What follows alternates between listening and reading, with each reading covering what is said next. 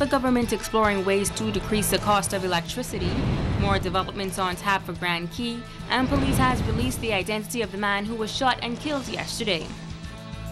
Live from Freeport, Grand Bahama, this is Newsnight 13 at 6:30.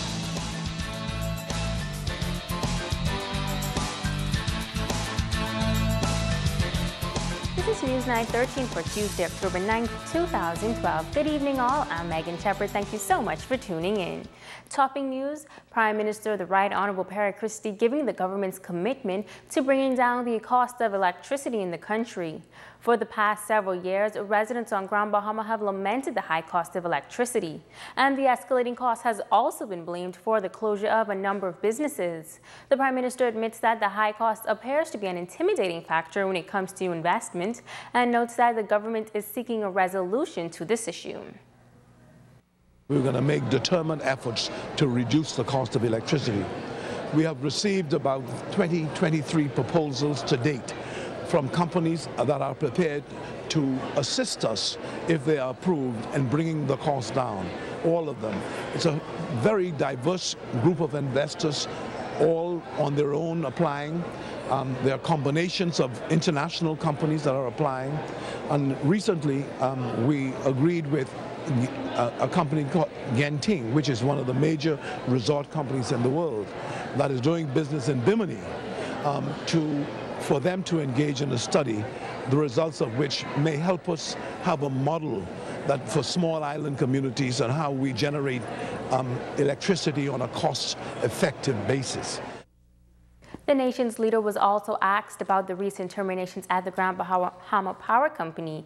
You may recall that last month, 19 employees were laid off after their positions were made redundant. Prime Minister Christie says it is a matter that the government is concerned about. We are always concerned as to the legitimacy and the sufficiency of arguments that through innovations, through cost savings, they have to lay people off. And it comes at a time when Grand Bahama could least afford it. So yes, the idea is we as a government must continue to look at these things. It affects trade union relations. And so the Minister of Labour has been actively involved in looking at this and discussing these matters.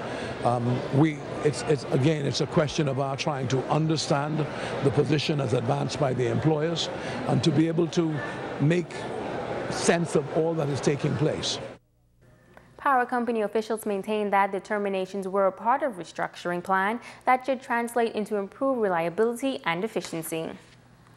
The government making a commitment to improve the standard of living for residents in 2 communities off the mainland of Abaco.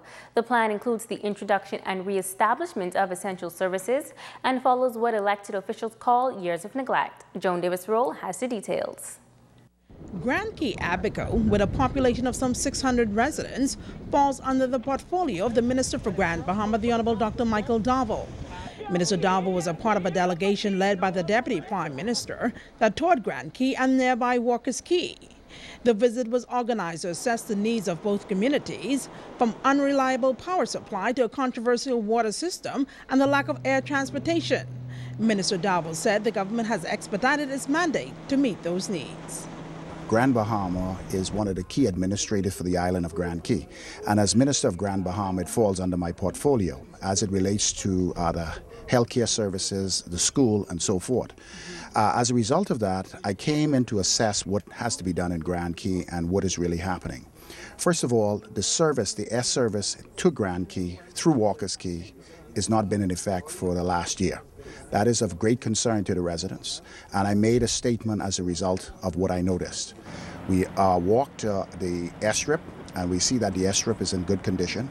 And so I indicated to my colleagues that we should move swiftly to assess the standard of the airstrip and then bring back a regular service into Walker's Key so the residents in Grand Key can get back and forth to the mainland as well as Freeport or even Nassau. Minister Darville further stated that a number of core services are set to come on stream for Grand Key, including services critical to the healthcare system. We need to work very diligently to bring back the presence of a physician and also to bring back proper dental care to Grand Key. Today we were here visiting the school to assess the status of the teachers' residence, and at that time there was an assembly in honor of the Deputy Prime Minister. At that time a patient collapsed and we had to move swiftly into the clinic to resuscitate the patient. Fortunately, it was nothing serious, and that situation is under control. But, you know, every time I come to visit Grand Key, anything that I can help as a physician on the Key, it is my pleasure to do it because I have a very, very close tie with the residents of Grand Key. At one point, years ago, I had a clinic in Walker's Key. Minister Dowell emphasized that their efforts will not stop there. He said plans are also in the making regarding judicial and other essential services. We intend to immediately bring back the magistrate service into Grand Key, the reconstruction of the post office, and a renovation of the police quarters here on Grand Key. ZNS Network News, I'm Joan Davis-Roll. The opposition Free National Movement is charging the PLP with using a campaign of lies, half-truths, and desperate acts in the lead-up to next Monday's North Abaco by-election. A statement issued by the opposition party accuses the governing party of trying to convince the people of Abaco that the former F&M government had neglected to pay any attention to the development and growth of the island. But the F&M says the facts do not support that. According to the statement, capital works carried out in Abaco between 2008 and 2011 speak to the F&M's commitment.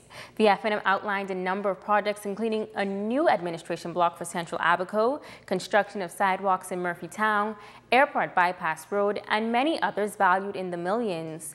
The F&M says there are so many other projects, programs, and policies captained by the F&M that contradicts the PLP's claim. The F&M says the people of Abaco received caring and competent representation for decades from the F&M, and that no attempt by the PLP during this by-election will persuade the fair-minded voters of North Abaco to think otherwise.